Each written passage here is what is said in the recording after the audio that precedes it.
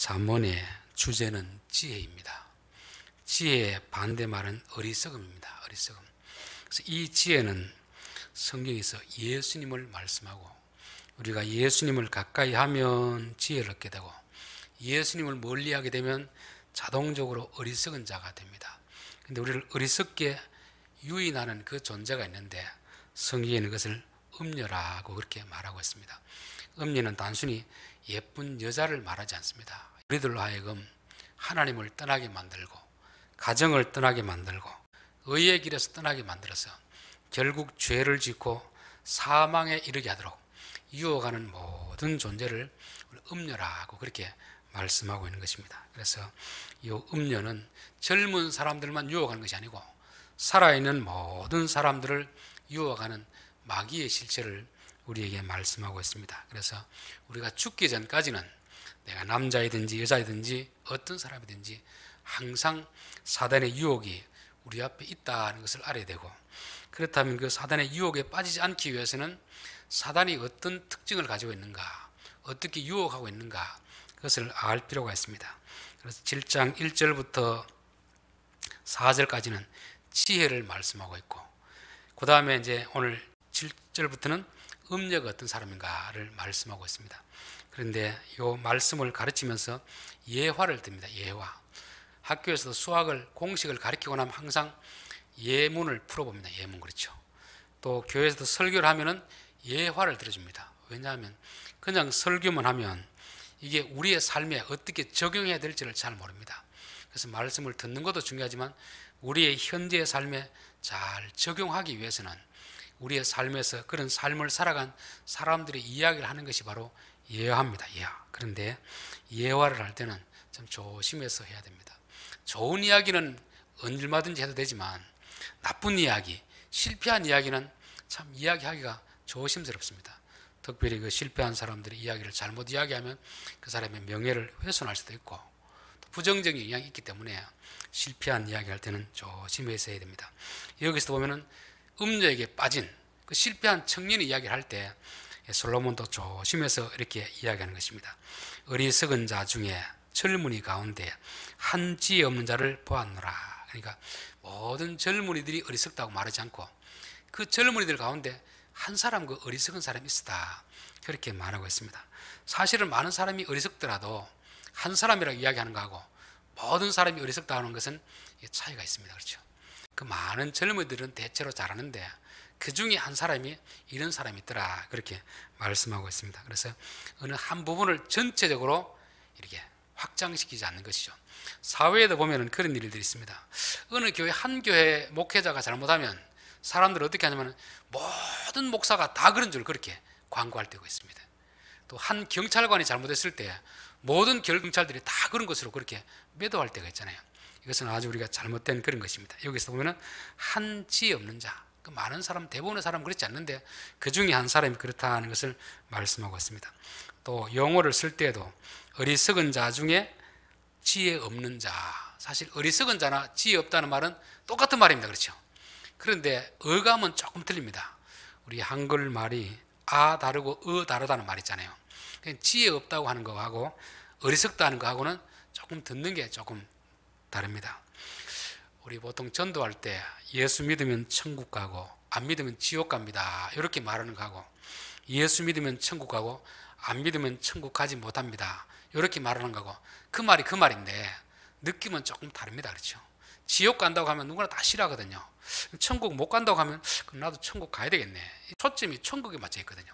성경에 보면 순종하면 복을 받고 불순종하면 복을 받지 못한다, 이렇게 하는 거하고 순종하면 복을 받고 불순종하면 저주받는다, 이 느낌이 딱 틀리잖아요. 그러니까 특별히 부정적인 말을 할 때는 말의 어감에 좀 그렇게 사람들이 반발하지 않도록 그렇게 말하는 것이, 표현하는 것이 이게 지혜이고 그런 것이 필요한 것입니다. 여기서 보면 그래서 지혜 없는 자가 이렇게 하는 것을 나타내고 있는 것입니다. 자, 그가 거리를 지나 음녀의 골목 모퉁이로 가까이 하여 그의 집 쪽으로 가는데, 이 젊은이는 의도적으로 음행을 하려고 그런 장소로 가는 게 아닙니다. 여기 이 여자는 사창가 여자가 아닙니다. 또 이 골목이 집창촌, 왜냐하면 사창가 그런 장소가 아닙니다. 보통 가정, 술집이 있는 그런 장소입니다. 그런데 그 골목으로 가다가 이런 위험한 자리에 빠지게 되는 이유가 뭐냐면은 골목 가까이로 가서 또 저물 때, 황혼 때, 깊은 밤 황혼이라 되잖아요. 평상시 낮에 가면 아무런 위험하지 않는 그런 길목이라 할지라도 밤에 캄캄한 밤에 가면은 위험할 수가 있습니다. 자, 그러니까 우리가 차를 운전할 때도 큰 도로 갈 때는 덜 위험한데 이런 좁은 골목에 올 때 어떻겠습니까? 위험할 수 있거든요. 또 날씨가 맑을 때는 사고 안 나는 그런 도로다 할지라도 안개가 많이 끼었다든지 또 눈이 왔다든지 또 얼음이 살짝 얼어 있을 때는 각별히 조심을 해야 됩니다. 그렇지 않으면 사고 내고 싶어 사고 내는 사람 없거든요. 사고 내고 싶은 마음이 없더라도 주의하지 않으면, 조심하지 않으면 사고가 나게 되듯이 우리의 삶 가운데서도 이 청년이 음행하라고 그 길을 간 건 아닌데 캄캄한 밤에 가다가 보니까 그렇게 죄의 유혹에 빠질 수가 있게 되는 것입니다. 죄는 항상 어떤 곳에서 죄가 일어나느냐 하면 밝은 대낮보다는 어두운 밤에 죄가 많이 일어납니다. 왜냐하면 사람들의 심리라는 것은 밝은 대낮에 사람들이 보고 있을 때는 죄를 짓고 싶은 충동이 있어도 자제를 합니다. 자제. 그런데 죄를 지은 생각이 없다가도 캄캄한 밤에 이르면 마귀가 우리에게 찾아오는 거죠. 틈을 보이면 유혹을 하게 되는 그런 것입니다. 그래서 저는 우리 옛날 속담 중에 남녀 칠세 부동석이라 이 말이 참 공감이 됩니다. 나닥한 남녀가 아무도 없는데 둘이 있으면 어떤 생각이 들겠습니까? 처음에는 전혀 그런 의도가 없더라도 그런 환경에 있으면 마귀가 찾아와 가지고 그 마음의 음욕을 일으켜주는 그런 게 있습니다. 그래서 우리는 항상 내 의도는 그것이 아니더라도 장소가 위험한 장소라든지 때가 그런 위험한 장소로 하면 내가 조심해야 되겠다, 이런 장소에서 피해야 되겠다, 이런 마음을 가지게 됩니다. 보디발의 아내가 요셉을 유혹할 때도 집안에 종들이 다 있을 때 유혹하지 않습니다. 항상 언제 유혹합니까? 종들이 다 집에 없고 단 둘이만 있을 때, 여기 우리 집에 아무도 없으니까 나와 동침하자, 이렇게 하는 것입니다. 그러니까 아무도 없는 장소, 아무도 보지 않는 장소, 이런 장소가 사단이 우리를 유혹하는 그런 장소임을 알 수 있습니다. 그래서 항상 우리가 이런 혼자 있을 때, 아무도 보지 않을 때 우리는 죄에 빠질 수 있는 늘 위험에 노출되어 있다는 것을 말씀하고 있습니다. 교인들이 같이 교회에서 신앙생활하면 괜찮습니다. 그런데 혼자 이렇게 하다 보면은 늘 사단의 유혹에 노출이 되는 것입니다. 그때 기생의 옷을 입은 간귀한 여인이 그를 맞으니, 여기 맞으니라는 것은 그냥 우연하게 마주치다 이 말입니다. 근데 이 남자는 이 여자를 만나려고 한 게 아닙니다. 근데 이 여자는 남자를 기다리고 있었던 것이죠.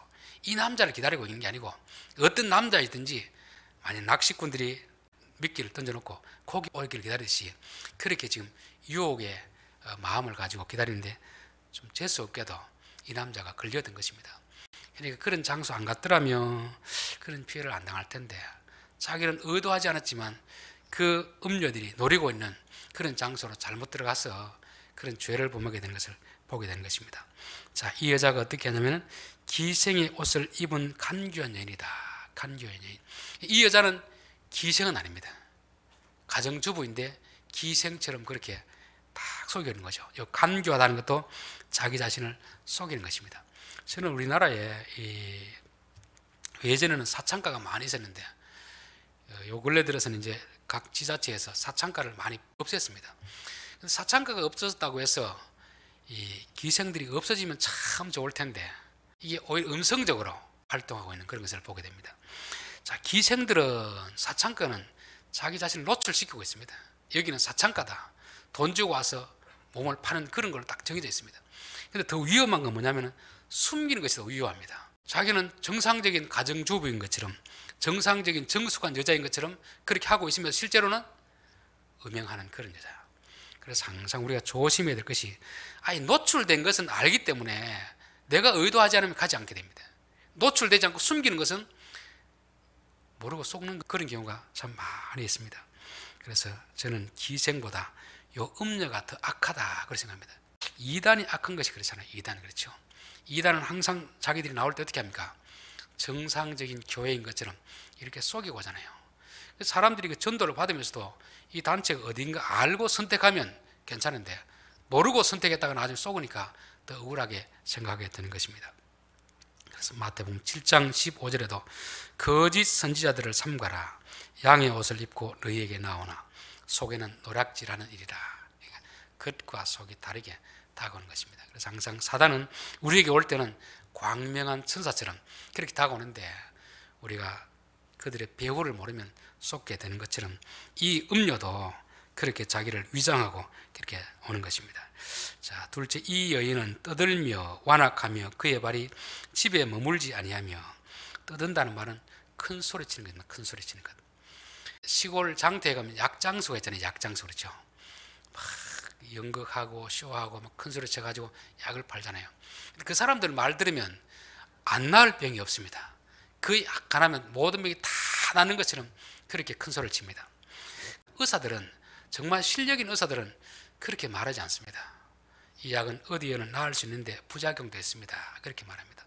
이 사람이 돌팔이 의사인가, 진짜 의사인가, 감별하는 몇 가지 조건이 있습니다. 첫 번째가 뭐냐면 자기에게 오면 마치 다 고쳐줄 것처럼 말하는 사람, 큰 소리 치는 사람은 돌팔이 의사입니다. 아무리 의사라도 사람의 질병을 다 고칠 수는 없습니다. 아무리 수술을 많이 한 사람도 수술할 때는 늘 두려운 마음을 합니다. 왜냐하면 똑같은 일을 해도 어떤 사람은 되는 사람이 있고 안 되는 사람이 있거든요. 진짜 실력 있는 사람은 큰 소리를 치지 않습니다. 큰 소리 치는 사람은 거짓 말하는 사람들이 큰 소리를 치는 것입니다. 이 여자도 큰 소리 친다는 거 봤을 때 아하, 좀 뭔가 조심해야 되겠구나. 그래서 우리가 어떤 사람을 만날 때도 너무 큰 소리 치는 사람은 조금 우리가 멀리할 필요가 있다는 것입니다. 그리고 완악하다 하는 말은 남의 말을 듣지 않고 고집대로 하는 이런 사람입니다. 그리고 발이 집에 머물지 않는다 하는 말은 가정주부인데 가정에서 만족을 못합니다. 만족을 못하니까 어디로 가겠습니까? 바깥으로 자꾸 나가겠죠. 남자든지 여자든지 외도하고 이런 사람들을 보면 가정에서 행복을 누리지 못하는 사람입니다. 뭔가 만족하지 못하기 때문에 자꾸 바깥으로 나가는 것입니다. 정상적인 사람은 가정에서 만족을 누려야 됩니다. 교인들도 저는 그렇게 생각합니다. 본 교회에서 만족하면 자꾸 밖으로 떠돌아다니지 않습니다. 그런데 본 교회에서 만족하지 못하면 자꾸 이리 갔다가 저리 갔다가 하다가 결국 누구에게 낚이게 되겠습니까? 이단들에게 낚이게 되는 것입니다. 그래서 우리는 항상 하나님이 주신 가정 속에서, 하나님이 허락하신 교회 속에서 만족하는 것이 참 중요합니다. 그런데 우리는 환경이 좋으면 만족하지, 안 좋으니까 불편을 가지지, 그렇게 생각할 수 있는데 물론 그것도 맞는 말입니다.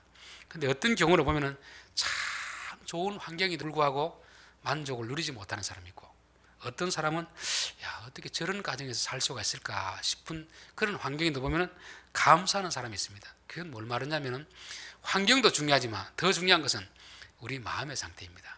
우리 마음이 건강하면 아무리 열악한 환경 속에서도 감사가 되지만, 우리 마음이 병들어 있으면 아무리 좋은 환경에서도 원망, 불평이 나오는 것입니다.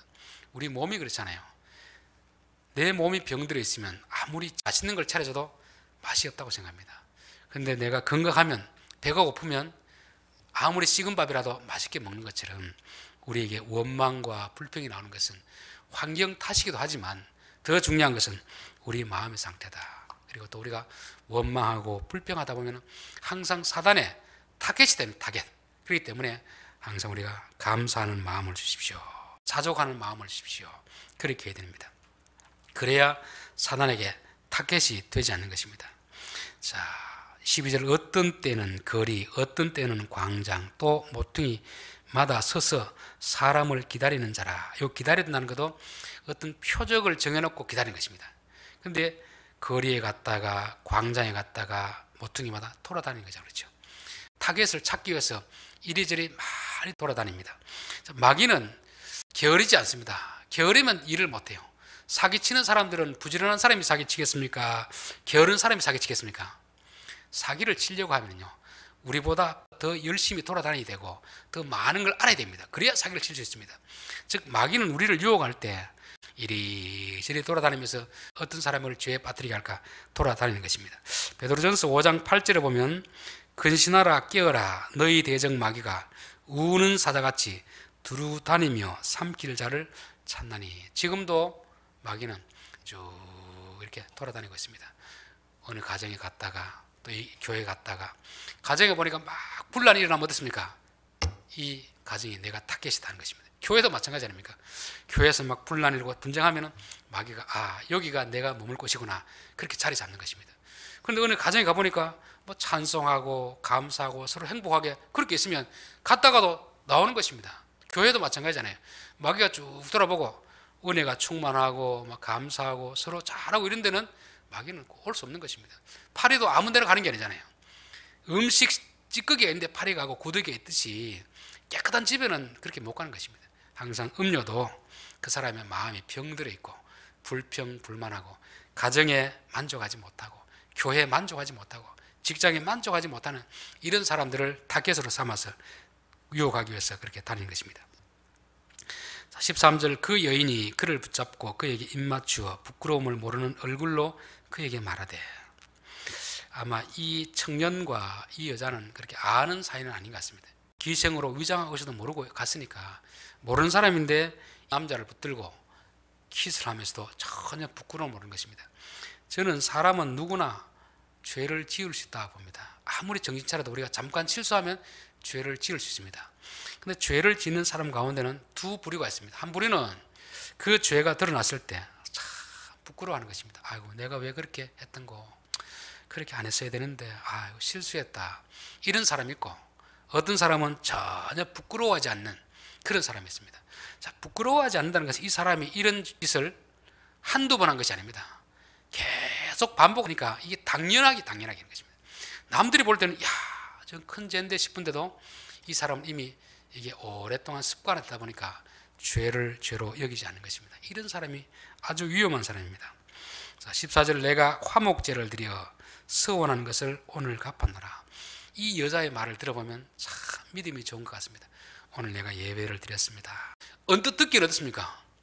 믿음이 아주 좋은 것 같잖아요. 일반적으로 세상 사람들은 교인들에 대해서 어떤 생각을 가지고 있냐면 적어도 예수 믿는 사람은 우리보다는 더 정직할 것이다, 이런 기대를 가지고 있습니다. 그러다 보니까 사람들은 마치 신앙이 없더라도 신앙이 있는 것처럼 그렇게 포장을 하는 것입니다. 왜냐하면 그래야 사람들이 자기를 잘 믿기 때문이죠. 자, 이러므로 내가 너를 맞으려고 나와 내 얼굴을 찾다가 너를 만났도다. 화목제를 드렸는데, 이렇게 하나님이 응답을 했다니까 이 남자는 어떤 생각이 들겠습니까? 이건 잘못된 것이 아니구나, 하나님이 주신 어떤 기회이구나, 이렇게 생각할 수 있는 것이죠.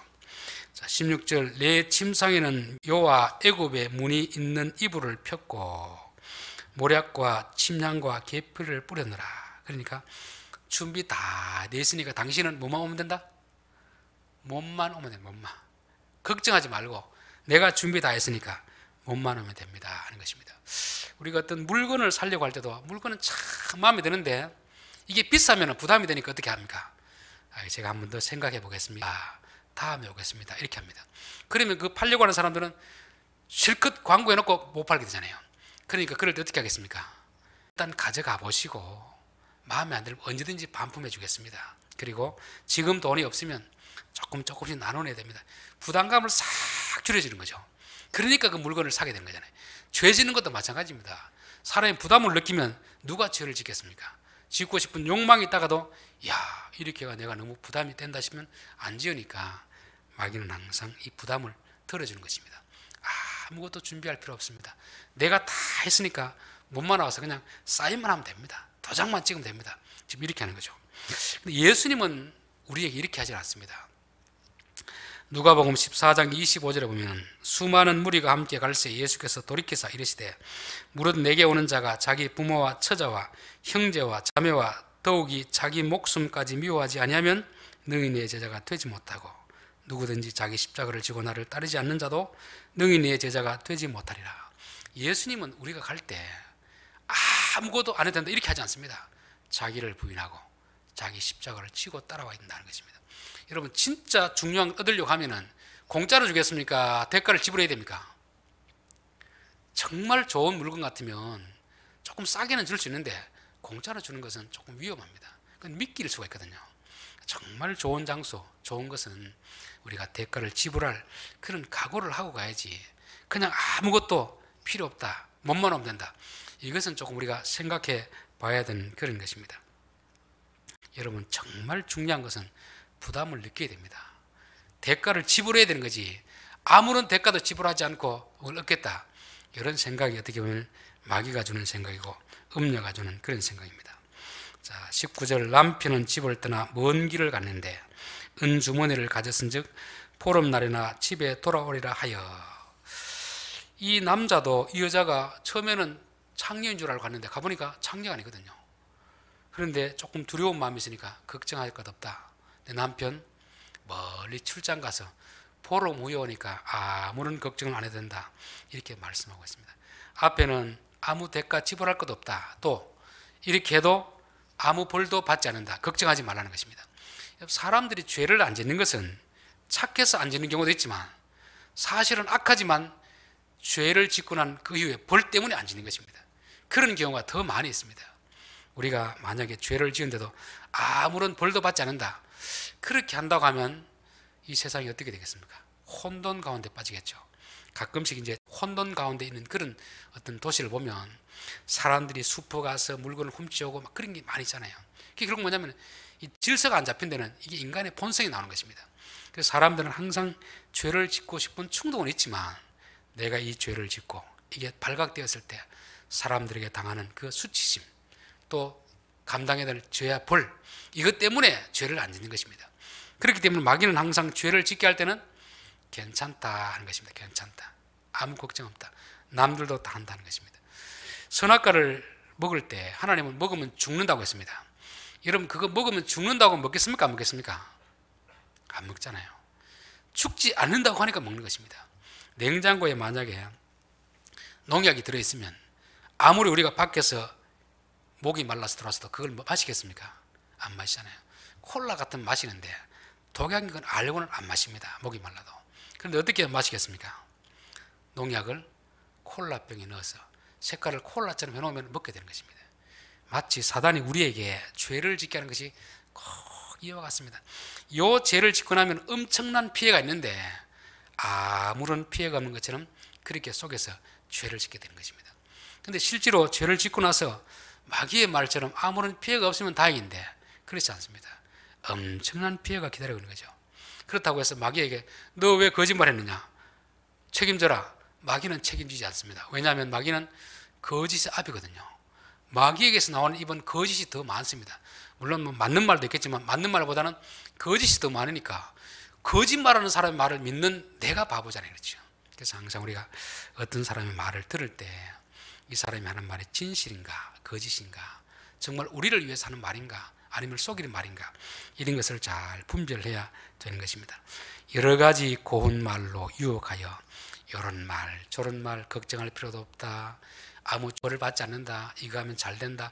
계속 그런 말로 유혹하니까 이 사람이 결국은 넘어가게 되는 것입니다. 젊은이가 곧 그를 따랐으니 소가 도수장으로 간 것 같고 미련한 자가 벌을 받으려고 쇠사슬에 매이려 가는 것과 같도다. 필경은 화살이 그 간을 뚫게 되리라. 앞에서는 좋은 말 하는데 결국은 어떻게 된다는 겁니까? 그 화살이 그 사람의 심장을 찔러가지고 죽음에 이르게 하는 것입니다. 음녀는 우리에게 아무리 좋은 말을 하더라도 음녀의 목적은 우리를 죽음의 자리로 이끌어가는 것입니다. 마귀는 아무리 우리에게 좋은 말을 하더라도 그 목적은 우리를 멸망의 길로 이끌어가는 것입니다. 그렇기 때문에 우리가 늘 조심하지 않으면 우리가 속게 되는 것입니다. 오늘 음녀의 특징에 대해서 살펴봤습니다. 이 음녀는 우리 속에도 있을 수 있습니다. 우리 주위에도 있을 수 있습니다. 어쩌면 가까운 사람을 통해서 우리에게 유혹하는 것입니다. 저도 그런 유혹을 받을 참 많이 했습니다. 목사님 굳이 그렇게 할 필요 뭐 있습니까? 남들 다 이렇게 하는데. 말은 맞는 것 같은데 그 길을 따라가다 보면 멸망으로 가는 거죠. 그래서 항상 제 안에서도 영적인 전투가 일어날 때가 있습니다. 내가 이런 말을 들으면 안 되지. 이 사람 말을 따라가면 안 되지.